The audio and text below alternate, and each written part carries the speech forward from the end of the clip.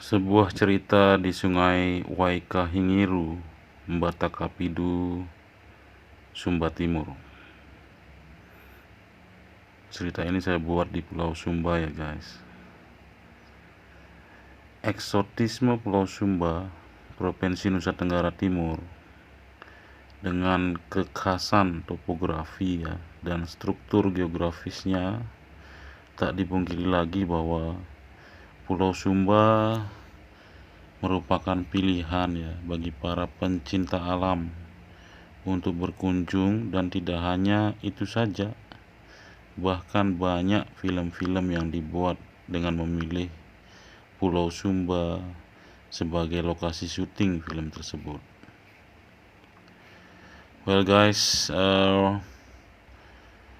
I'm speaking in Indonesian and English language. You may see on this video description.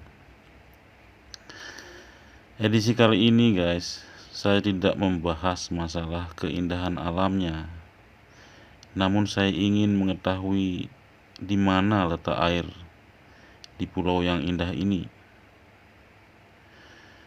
Ya, cerita ini foto story ya, boleh dikatakan sebagai sebuah contoh untuk mengetahui letak sungai, dengan berasumsi bahwa perbedaan warna pohon yang mana warna hijau menandakan adanya air guys. Well, dalam perjalanan saya dari Waingapu menuju Waikahingiru ini, yang melewati Mbatakapidu, entah sudah berapa kali saya berhenti dan mengamati perbedaan warna pohon yang terdapat di hamparan bukit sabana dan stepa yang cukup luas ini, hanya untuk mencari tahu lokasi sebuah sungai. Well, sembari menikmati indahnya alam, pikiran saya tetap tertuju kepada sumber air yang ada di tempat ini. Beberapa saat saya berhenti melihat panorama yang indah. Penasaran saya di mana letak sungainya. Di atas bukit tampak kering, berbeda dengan panorama yang ada di lembah bukit tersebut yang jauh di sana. Di lembah tampak hijau seperti sangat subur. Sumba yang ada di benak saya adalah sebuah pulau karang. Coba lihat saja hamparan padang rumput yang luas itu. Semuanya adalah hamparan batu karang yang keras dan tajam. Hanya sedikit pepohonan yang mampu hidup di daerah berkarang dan kering ini. Dan tentunya yang mampu tumbuh di tanah ini hanyalah rumput dan semak. Namun pada akhirnya saya menemukan sebuah sungai guys. Sungai besar di dasar sebuah lembah, tatkala saya berada di atas puncak sebuah bukit tandus. Hal ini membenarkan asumsi saya bahwa di mana ada tanaman yang tumbuh subur, sudah pasti di sana ada air guys.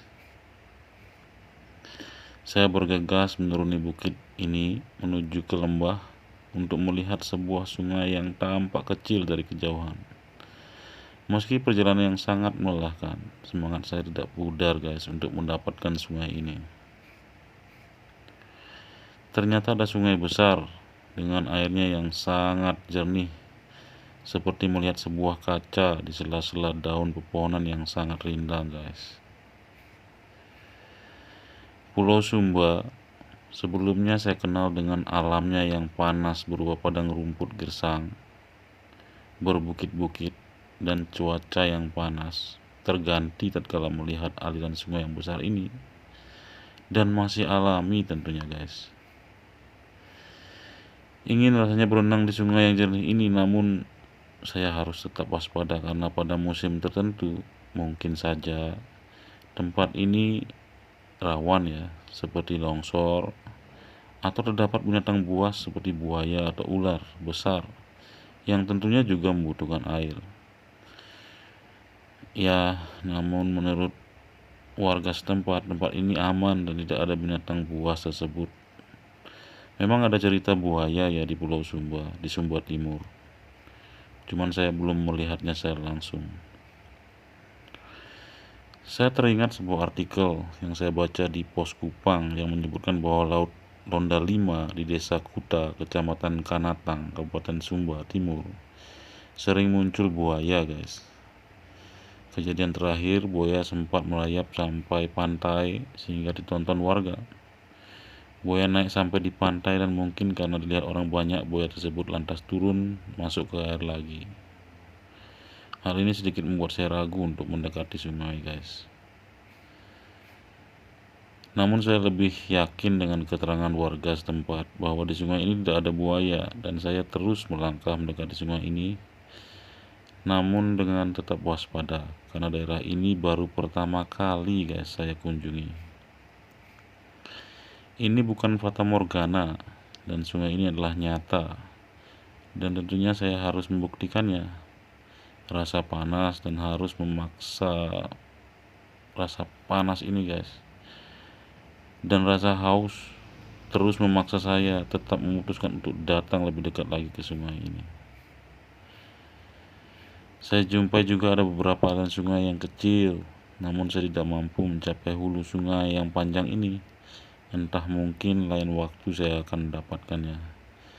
Dan pasti ada air terjun yang indah pada sungai ini kalau saya hubungkan dengan topografi tanah Pulau Sumba, guys. Akhirnya saya sampai di pinggir sungai yang sangat jernih, dan ini bukan fata morgana. Sekali lagi, sungai ini memiliki aliran yang tidak begitu deras. Mungkin saat ini adalah puncaknya musim kemarau yang menyebabkan debit air berkurang di hulu sungai ini. Tanpa banyak basa-basi, saya langsung mencerbukan diri ke sungai ini, guys. Segar, dan air ini tampaknya bisa langsung diminum. Daripada kehausan, langsung saja saya nikmati air jernih alami dari mata air pegunungan ini, guys. Tatkala menatap pepohonan dan rumput kering yang ada di puncak bukit, kemudian saya merasa bersedih dan bertanya dalam hati, kenapa sungai ini tidak diciptakan melewati mereka? Lantas apa yang bisa saya lakukan setelah menemukan sungai ini? Sungguh menakjubkan mahakarya Tuhan dalam memelihara bumi ini, guys. Salah satunya adalah bagaimana Tuhan memelihara kehidupan hutan-hutan di bumi dengan mengantarkan debu-debu dari gurun pasir. Tahukah Anda betapa besarnya fungsi sebuah gurun bagi hutan di muka bumi? Dengan perantaraan angin, gurun mensuplai nutrisi mineral dan biokimia penting yang diperlukan untuk kehidupan dan kinerja hutan dalam menjaga perubahan iklim bumi, mencegah banjir, suplai air dan makanan. Nah, teori ini saya kutip dari komunitas Muslim Indonesia Facebook, ya. Well, guys, lantas segerombolan anak-anak, guys, dari sebuah desa terdekat berlari dan dari kejauhan dan melompat ke dalam air sehingga membangunkan lamunanku. Ternyata saya bermimpi, guys, melihat sungai dan turun ke bawah. Mereka sudah terbiasa, guys, dengan sungai-sungai ini, sungai-sungai tempat di mana mereka mendapatkan air yang cukup buat kuda-kuda pacu mereka, dan hamparan tanah lapang yang luas sebagai tempat berlatih yang cukup baik agar memenangkan kompetisi pacuan kuda di kota Waingapu. Foto-foto ini diambil dari desa Waikahingiru sampai ke desa Mbatakapidu, yang mana terdapat sungai besar yang telah dimanfaatkan pemerintah untuk memenuhi kebutuhan air masyarakat di sepanjang aliran sungai, dan juga dimanfaatkan oleh PT Aguamor, ya, sebuah perusahaan yang memproduksi komoditas air minum dalam kemasan. Kondisi topografi Sumba Timur seperti misalnya secara umum adalah dataran di daerah pesisir landai sampai bergelombang, terutama untuk wilayah dataran rendah kurang dari 100 meter di atas permukaan laut, dan beberapa wilayah yang berbukit pegunungan dengan ketinggian di atas 1000 meter dari permukaan laut. Lahan pertanian terdapat di daerah yang memiliki cukup air di permukaan maupun sungai-sungai besar. Setidaknya terdapat 88 sungai dan mata air yang tidak kering di musim kemarau di Sumba Timur ini. Dan saya dapatkan datanya di Wikipedia, guys. Well, saya ketut dulu nih. Terima kasih Foto Story Channel. Salam dari Pulau Sumba.